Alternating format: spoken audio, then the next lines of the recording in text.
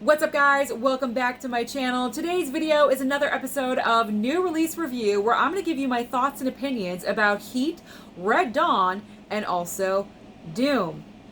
Because I watched Doom and I'm going to talk about it, I guess. If you're brand new here on my channel and you love and adore physical media and everything to do with movies, then consider hitting that red subscribe down below, as well as that like button, but most importantly, that small notification bell so you don't miss any videos like this in the future. So let's start off this episode of New Release Review with Heat on 4K. Now, when this was first announced, I'd say about a year ago it was first announced, and then it kind of got taken off the slate. And then it got put back on, and it was official. It was up on blu-ray.com. Everyone got excited about Heat on 4K. Now, mind you, this is my first time watching it ever. I'd never seen it before. Now, granted, I did have the Blu-ray over in the bookcase over there, but of course, I had not gotten around to watching it. I am so glad that I never watched it on Blu-ray, because watching it on 4K was definitely worth it. So, what did I think of Heat? I'm calling it a masterpiece. I cannot think of anything bad or negative about this film. It has so many elements working for it. You have a great plot line, fantastic actors, the dialogue is incredible. There's nothing wrong with this movie. So if you have not seen Heat, the basic synopsis of this, you have Robert De Niro, who is the head of this circle of criminals comprised of Val Kilmer, Tom Sizemore, and also Danny Trejo. And they're just robbing banks. And Al Pacino is the head of the robbery criminal unit, I guess, of the police. And he is the one that is hot on their tail, and he wants to capture them. That's what the movie's all about. But what's great about this film, now mind you, this movie is almost 3 hours long. And if this film was going like a freight train at 100 miles an hour the entire time for 3 hours, that would be a little bit overwhelming. But what's great about what Michael Mann did with this, because he wrote and directed this film, is that he put in those moments where we kind of get to identify with the criminals just a little bit. We see what their home life is like, what they're dealing with outside of being a thief. And that kind of makes you, I hate to say sympathize, but you kind of bond with Robert De Niro and the rest of the criminals just a little bit. And part of you doesn't want them to get caught, at least for me anyway. A little piece of you wants them to get away with what they're doing. You know what they're doing is wrong, but you kind of want them to get away with it. Just a smidge, just a little bit. So I really enjoyed how Michael Mann balanced this. Now, I will say, my favorite part of this movie is the shootout scene. I mean, besides the diner scene, which I will get to in just a second, but the shootout scene is absolutely incredible. Probably one of my favorites. It is absolutely amazing what they managed to accomplish with that. If you've seen this film, you know exactly what I'm talking about. And if you haven't seen Heat, that's the reason to watch this movie alone. The shootout sequence is absolutely incredible. But even more incredible is the diner scene between Robert De Niro and Al Pacino. And it's actually featured right here on the back of the 4K. Here you have two fantastic actors. Here we go, we're back to the front. Two fantastic actors at the top of their game, sparring against each other with amazing dialogue. It is one of the best things that I've seen on screen. Now, I know people have said a couple of things about the 4K transfer with this one, saying it's a little bit too dark.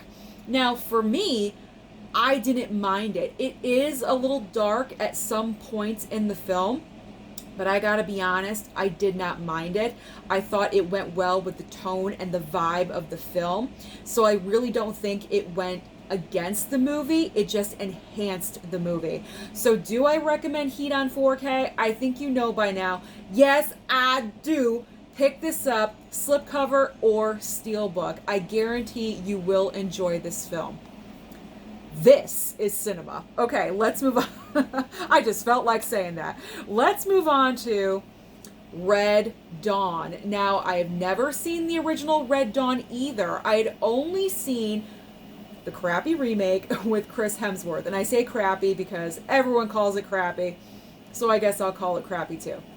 Now, the basic plot line of Red Dawn is you have these teenagers that are living their everyday lives, and then it seems like overnight the Russians are just landing here in America, and it's World War III time, and they're just taking over, and these teenagers are taking things into their own hands. They have decided that they're not going to go down without a fight. They are going to fight back against the Russians, and they call themselves the Wolverines. Is that their mascot of the high school? I think it is. But they call themselves the Wolverines, and they are just so empowered. You have Patrick Swayze, Jennifer Grey, Leah Thompson, C. Thomas Howell, Charlie Sheen is also in this movie. Such a wonderful, stacked, all-star cast, giving amazing performances, extremely believable, because you're with them the entire time, and you're wondering, are they going to survive, or are they not going to make it? Because the odds are, not to quote Hunger Games, but they're not in their favor. So you're worried about them the entire time. And it's just a great movie. It's a great movie. And it's refreshing to see a film focusing on teenagers that are sticking up for themselves in such a great way, where you would think you could easily make this adults. But I like how they chose to make it teenagers. It's not a stupid teenager movie. This is all about survival, and I really highly enjoyed it. Now, as far as the 4K transfer goes, there's a couple of spots where it's a little wonky, I guess. It's not the best 4K, but it's not a bad 4K transfer. For the majority of the time, it's actually pretty good.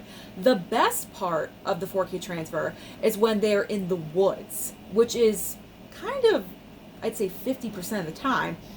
And it looks amazing in the daylight. You can see every single leaf on the tree with this 4K transfer. So do I recommend Red Dawn? Yes, I do. It's an amazing movie. I'm so happy that I finally got to watch it. Pick up the Steelbook or the 4K slipcover. You won't regret this watch either. Now let's get to Doom. Let's get to Doom. Okay. This is the power of a slipcover. I bought this movie because of the slipcover. I saw the slipcover and I was like, you know what? That's a pretty nice slip. Let me get it. And also the price point, because the price point, it was what, $21.99? It really wasn't that expensive. I should have known then that the price point being so low, the movie can't be that great. Okay, so let's talk about Doom. I'm not going to talk about this for a lengthy period of time because honestly, there really isn't much to talk about. So I guess this is based off of a video game. I have no prior knowledge of this whatsoever. You have Dwayne "The Rock" Johnson very early on when he began his acting career. He's pretty much half the size that he is now. It's kind of funny watching this because he looks so small and petite. And then also you have Carl Urban. Now, obviously, I was not the biggest fan of this movie. It's kind of, dare I say, boring. Because honestly, the majority of the time, you have your team. Okay, I'm getting ahead of myself. What's the plot of this movie? At first, I honestly didn't know. Because they kind of just throw you in.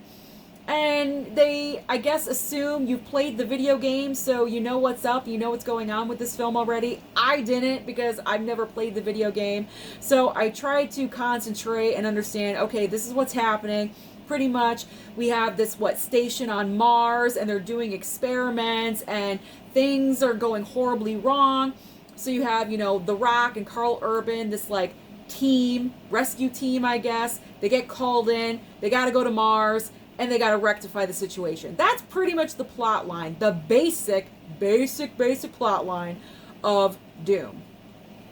This is Predator, okay? This movie is Predator with slapping Doom on the cover. And why do I say this? Well, you have the basic elements of Predator in this film.